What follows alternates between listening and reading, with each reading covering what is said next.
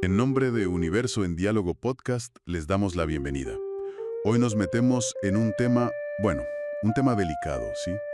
Y complejo, pero creemos que importante. La postura de los testigos de Jehová frente a las transfusiones de sangre. Tenemos como guía un análisis bastante completo, se titula Testigos de Jehová y transfusiones, análisis crítico y bíblico. Y el objetivo, pues, es entender un poco los fundamentos, ¿no? La historia, la Biblia que citan, las implicaciones médicas y las consecuencias, claro. Todo según este documento. Así que bueno, vamos a desgranar esto. Exacto. Y es un tema sensible, ¿eh? Toca fibras personales para mucha gente dentro y fuera de la organización.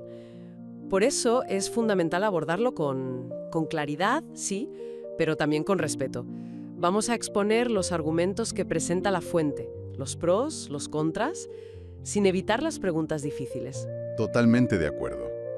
A ver, empecemos por lo básico, por la creencia central. Según el análisis, todo se consolida más o menos en 1945. Es ahí cuando el liderazgo de los Testigos de Jehová dice, prohibido aceptar transfusiones de sangre. Y no solo sangre completa, también los componentes principales, glóbulos rojos, plasma, plaquetas, todo eso. Claro, y para justificar una postura así, tan firme, se basan, según el análisis, en textos bíblicos concretos. El primero, en Génesis, capítulo 9, versículo 4, justo después del diluvio. Dios le dice a Noé, solo carne con su alma, su sangre, no deben comer. Ahí identifican sangre con vida, con el alma. Luego está Levítico, capítulo 17, versículos del 10 al 14. Ahí, la ley mosaica prohíbe comer sangre. Dice que la sangre representa la vida y que su uso es para la expiación, en el altar sagrado.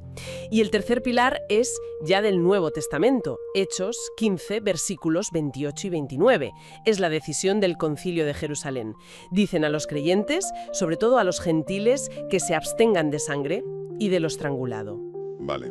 Entonces, si he entendido bien el análisis, la clave de su interpretación es que ven igual, hacen una equivalencia entre recibir sangre por una vena, algo médico moderno, y comerla. Exacto. Dicen, si la Biblia prohíbe comerla, pues también prohíbe recibirla, aunque sea para salvarte la vida. Cogen esas prohibiciones, que eran de comida, de rituales, y las aplican a la medicina del siglo XX. Justo ahí. Y es precisamente en ese punto donde el análisis crítico que estamos siguiendo, introduce el contexto bíblico e histórico. Sobre el Antiguo Testamento, Levítico, por ejemplo, el documento insiste.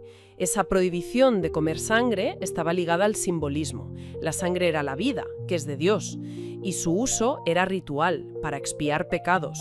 Era una norma alimentaria y ritual para el antiguo Israel, no médica. Y si miramos Hechos 15, en el Nuevo Testamento, el análisis lo sitúa en su momento. La decisión de abstenerse de sangre, de carne de animales ahogados, era una cuestión práctica para la convivencia. Había judíos convertidos, muy ligados a las leyes de comida, y gentiles, que venían de culturas donde a veces se usaba la sangre en ritos paganos. La norma buscaba evitar roces, evitar la idolatría, facilitar la unidad. No estaban pensando, según el análisis, en transfusiones, que ni existían. Claro. Y ese es un punto que el análisis recalca mucho, ¿no? No existían en tiempos bíblicos. Entonces, aplicar directamente esos mandatos antiguos con sus contextos específicos a esto, pues según la fuente, es un salto interpretativo muy grande, problemático. Exacto.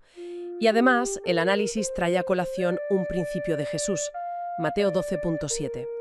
Misericordia quiero y no sacrificio. Jesús usaba esa frase para criticar a los que ponían las reglas por encima de la compasión de las necesidades humanas. El análisis sugiere que este principio debería pesar mucho, que la misericordia, cuidar la vida, debería prevalecer sobre una regla ritual interpretada rígidamente, sobre todo cuando esa interpretación puede llevar a la muerte. Da rituales paganismo, no sobre transfusiones médicas modernas para salvar vidas. Y aquí es donde la interpretación diverge radicalmente. Sí, totalmente opuestas. La postura oficial de los testigos y el análisis contextualizado llegan a conclusiones, incompatibles sobre lo que pide la Biblia aquí. Y claro, esa diferencia interpretativa tiene consecuencias. Vitales. Y eso es lo que, Impacta mucho al leer este análisis, ¿no?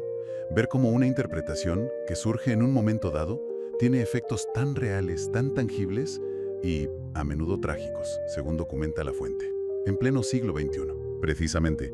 Y ese es el siguiente punto que aborda el análisis, el impacto humano, el real.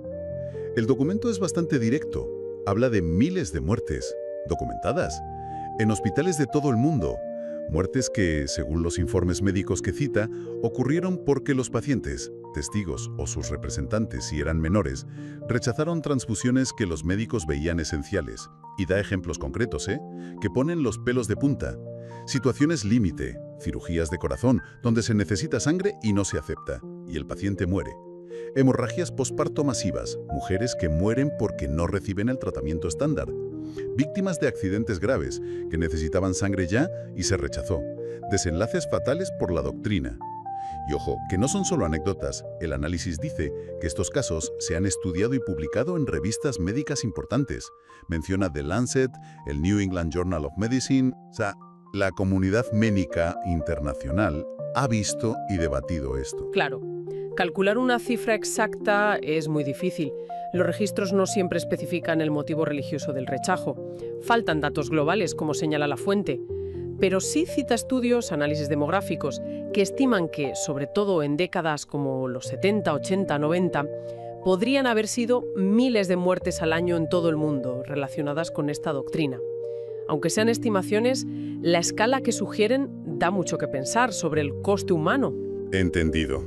Ahora, el análisis también indica que la postura no ha sido inamovible. Parece que desde el año 2000 más o menos ha habido una flexibilización. un cambio. Ahora permiten aceptar algunos derivados de la sangre, fracciones pequeñas. Sí, la fuente lo detalla. Estas fracciones menores ahora son asunto de conciencia. Cada testigo decide.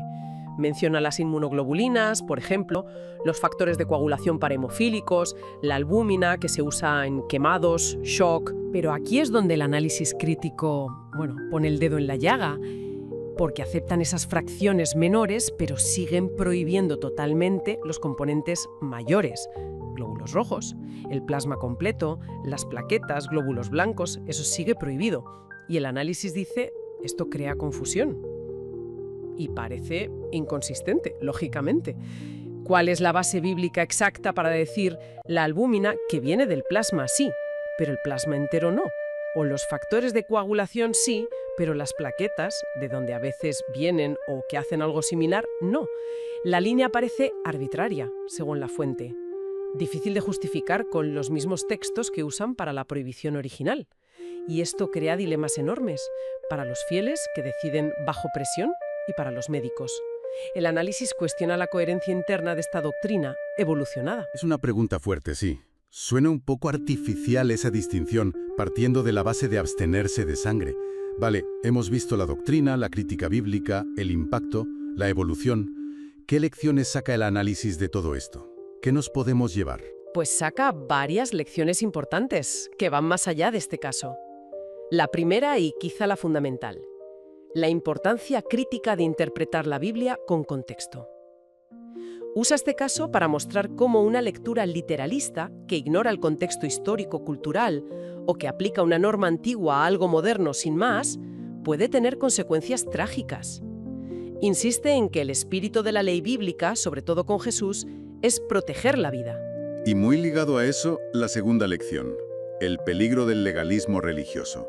Advierte sobre esa tendencia de poner reglas humanas, interpretaciones de una organización, por encima de principios como la misericordia, la compasión. Ajá. El riesgo, dice la fuente, es perder el corazón del Evangelio, el núcleo del mensaje, que es el amor a Dios y al prójimo. Exacto. Y la tercera reflexión es sobre la libertad de conciencia individual, especialmente en temas donde la Biblia no es súper explícita. Cita Romanos 14. Pablo decía que en asuntos disputables cada uno actúe según su conciencia, sin juzgar al otro. El análisis argumenta que imponer prohibiciones humanas absolutas, sobre todo en temas médicos complejos, no solo puede anular la conciencia, crear esclavitud espiritual, sino que, como se ve aquí, puede causar un daño físico tremendo y evitable. Y hay una cuarta idea, muy interesante también. Ver la ciencia, la medicina, no como algo opuesto a la fe, sino como un regalo, una herramienta que Dios permite para cuidar la vida. Sí, esa perspectiva. Y desde ahí, rechazar tratamientos que salvan vidas por doctrinas humanas. Podría ser, sugiere la fuente, como tentar a Dios, como despreciar los medios que tenemos para cuidarnos. Invita a repensar la relación fe, razón, religión, ciencia. Es una visión interesante, sí. Muy bien, creo que hemos cubierto los puntos principales del análisis. Vimos la doctrina sobre la sangre, su base bíblica según ellos. Luego, el análisis crítico contextualizado que la cuestiona. El impacto humano, tan grave. La flexibilización reciente y sus contradicciones aparentes. Y las lecciones sobre interpretación, legalismo, conciencia y ciencia. La conclusión del análisis es clara. Presenta esto como un ejemplo de cómo una interpretación literalista y descontextualizada puede costar vidas. Afirma que la Biblia, en contexto, no prohíbe las transfusiones y que Jesús siempre priorizó la vida y la misericordia. Y me quedo con esa frase final que citaste del análisis. La de la fe verdadera. Sí. La fe verdadera nunca debe estar en conflicto con el amor, la misericordia y la preservación de la vida. Es potente, sí. Y quizá, para dejar algo en que pensar a quienes nos escuchan, podríamos lanzar una pregunta, ¿no? Que surge de este caso, pero nos toca a todos, inspirada en la fuente también. ¿Cómo nos desafía este ejemplo a mirar dentro de nuestras propias creencias, nuestros valores, a examinar esa interacción entre fe o convicción ética, la interpretación de doctrinas o principios, la compasión y el valor real que le damos a la vida humana, la vida concreta? ¿Qué mecanismos podemos usar individual y colectivamente para asegurarnos de que nuestras interpretaciones se alineen con el amor, la compasión, el cuidado de la vida y no se conviertan en rigideces que causen daño? La fuente hablaba de interpretar con contexto, sabiduría, no por imposiciones humanas. Quizá ahí, en esa búsqueda de equilibrio, esté la clave. Una pregunta profunda, sin duda, y muy necesaria. Esperamos de verdad que esta exploración les haya parecido útil, interesante, que les dé qué pensar. Les animamos, como siempre, a dejarnos sus comentarios. ¿Qué opinan? Si les ha gustado, compártanlo.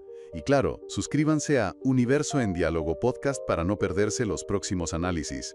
Ha sido un placer, de verdad. En nombre de Universo en Diálogo Podcast, nos despedimos. Hasta el próximo episodio.